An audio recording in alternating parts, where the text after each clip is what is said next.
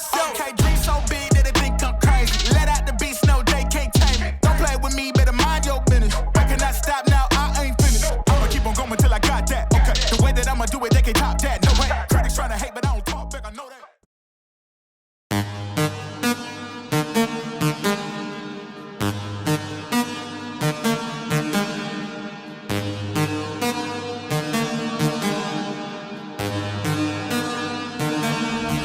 Fat, juicy, and wet. I don't even gangbang, pussy so good, make me throw up a set. That good kitty, good kitty, making my pet. Pretty pussy, top of pussy, you ain't never gonna forget. Fat, juicy, and wet. Fat, juicy, and wet. I don't even gangbang, pussy so good, make me throw up a set. That good kitty, making my pet. Pretty pussy, top of pussy, you ain't never gonna forget. Fat, juicy, and wet. Fat, juicy, and wet. Wet.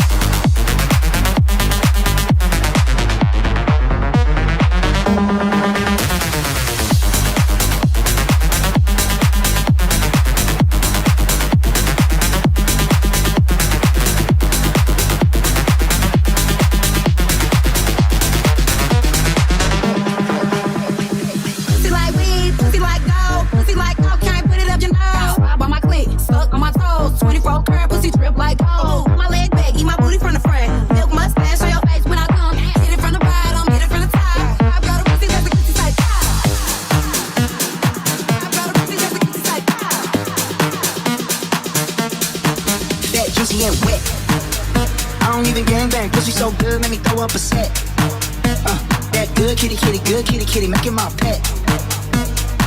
Pretty pussy, top of pussy, you ain't never gonna forget. Fat, juicy, and wet. Fat, juicy, and wet. Fat, juicy, and wet.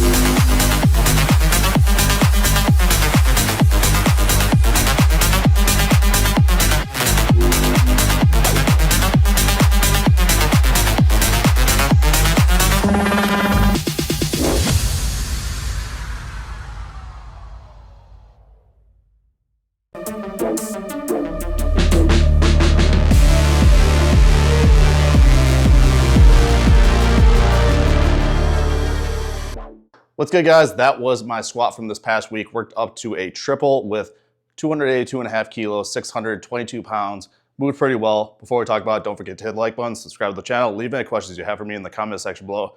As always, if you guys need help you train, don't forget to check out Proven Strength app. Link for that, description below. Get access to 40+ programs designed by Andy and myself.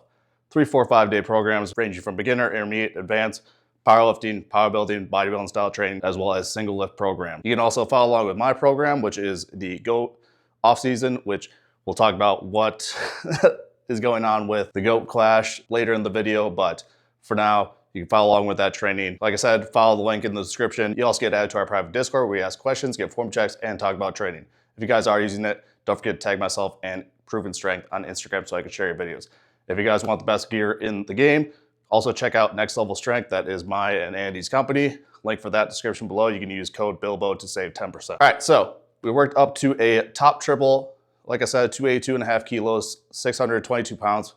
This was the kind of last workout of the pivot block, so wasn't pushing too hard, as well as I did end up hitting my first workout of the strength block, which was the deadlifts. So that was my first deadlift session, which you'll see in a little bit. Did a full SBD day, because after this workout, I was heading on a pretty long work / fun trip. Headed to Denver for a concert at Red Rocks, and then had to go right to Atlanta for a work trip, followed by heading to Virginia for the 7 Stars Festival. It was a really fun time, but I had to basically pack for like 3 different trips. Because of that, I didn't want to bring my belt with me, so just decided to nip it in the butt and hit my deadlifts on this training session. Worked out pretty well. I was definitely tired for deadlifts, but as you'll see in a bit, they moved decently. First deadlift session since Power Surge, so definitely felt a little rusty, but you know, they moved. So squat and bench are feeling pretty decent right now. Gonna start ramping them up. We're moving on to the strength block. The plan is to basically have 2 squat sessions a week. The one normal, typical like Saturday squat bench day is going to be work up to a heavy triple. That triple is going to just basically increase week to week. I'd like to finish around 700 pounds, maybe 705 for a top triple. That would be a goal. I don't know if I've ever done that. I think I've been like close to it a few strength blocks, but I've never quite hit it. I think every time I've like gone for it, there's just been like I haven't had spotters, or I've been like feeling very off on the day that I'm supposed to hit it. Like at the end of a peak, like I could hit like 705 for a triple, but you know, to hit it at the end of a strength block before the peaky block starts would be a very good indicator of being at a strong spot before starting the prep. So that's kind of where my goal is at for squat. You'll see now what I hit for bench and deadlift, and then we'll talk about those movements as well as what's going on with the meet with Colton in February. So stick around and we'll talk about that in a minute.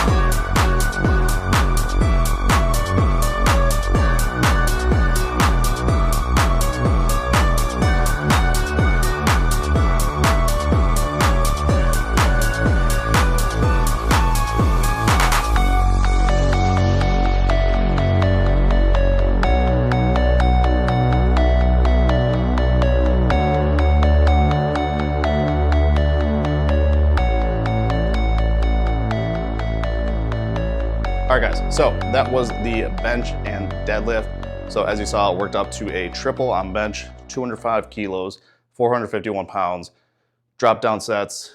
I can't remember. It's been honestly like 2 weeks since I've hit this workout. So I'm kind of going off of memory here. And let me tell you, I went to a music festival, like I said, and kind of shot my memory a little bit. So yeah, the 205, it moved well. My shoulder's still been kind of, at the time of this workout, it's been kind of bugging me a little bit, but in the past like week and a half, it's actually been feeling quite a bit better. So 205, moving well.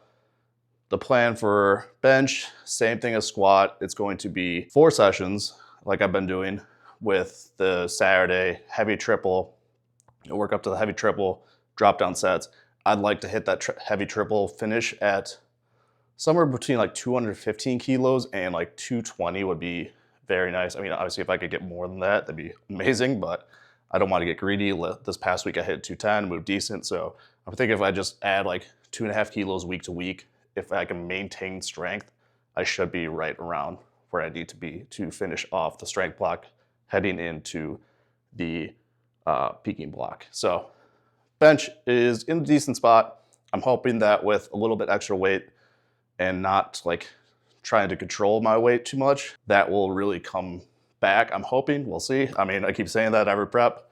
I don't know, bench has been a mystery for me. So the other training days are looking like Tuesday is going to be a heavy close grip day. So work up to like a heavy close grip of 5 drop down sets. Oh, sorry, Monday will also be kind of like higher rep, but low intensity, just kind of get some volume in. People call it junk volume, but I don't know. It feels better when I do it, so I'm gonna keep doing it.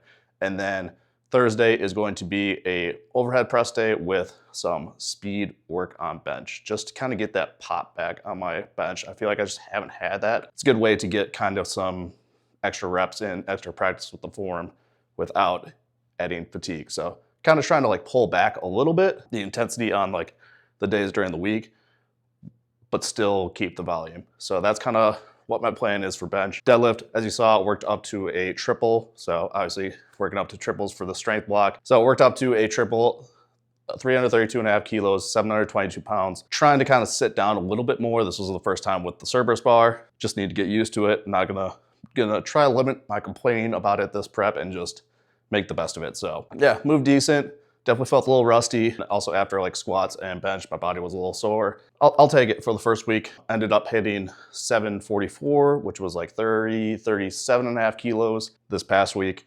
Had to do a beltless, which made it a fair bit more difficult, and it was right after the festival. So I think I was up till like 3 or 4 a.m. that night. And then we woke up at like a decent time and our flight wasn't until 5 p.m. So we just decided to go to the gym and hit a workout, and yeah, it actually moved pretty decent. So that extra week of just kind of actually doing deadlifts felt quite a bit better.